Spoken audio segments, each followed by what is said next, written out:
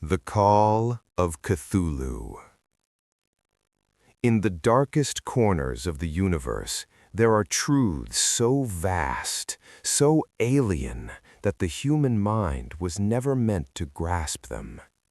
Most people live their entire lives unaware of these truths, and that ignorance is mercy, because once you hear the call, you can never unhear it. This story does not begin with monsters. It begins with dreams. All across the world, artists, poets, sailors, scholars, people with no connection to one another began reporting the same visions. Cyclopean cities, impossible angles, stone structures older than Earth itself. And at the center of every dream, a name. Not spoken, not written, but felt. Cthulhu. In 1925, something changed. A massive earthquake struck the Pacific Ocean, and for a brief moment, just long enough to doom humanity, something that should have remained buried stirred. From beneath the sea, the sunken city of R'lyeh rose. Its geometry defied reason. Walls leaned in ways that made the eyes ache. Distances lied. And within it slept a being older than time itself. Cthulhu is not a god in the way humans understand gods. It does not demand worship. It does not grant mercy. It simply exists. An ancient great old one, cast down before humanity ever crawled out of the mud, a creature whose thoughts ripple across reality itself. When Cthulhu dreams, the universe listens. Those who heard the call were never the same. Some became obsessed, carving strange symbols into stone, painting cities they had never seen, writing texts in languages that do not exist. Others vanished.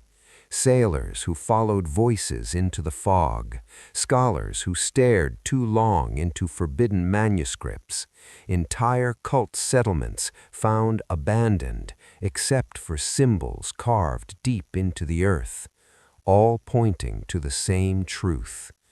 Funglui Miglanov Anafulu R'lyeh Weganol Fatan. In his house at R'lyeh, dead Cthulhu waits, dreaming. But here is the most terrifying part. Cthulhu is not dead. It is not alive. It is waiting. Waiting for the stars to align, waiting for the barriers between worlds to weaken, waiting for humanity to become loud enough, careless enough, foolish enough to wake it. The cultists believe they are chosen. They think they will be spared when the great old ones reclaim the earth. They are wrong. Cthulhu does not distinguish between believer and skeptic. To it, we are all the same, ants screaming into the void. Some researchers believe the call is growing stronger. More shared dreams, more sightings, more whispers from the deep. And if the call can be heard now, what happens when it can no longer be ignored?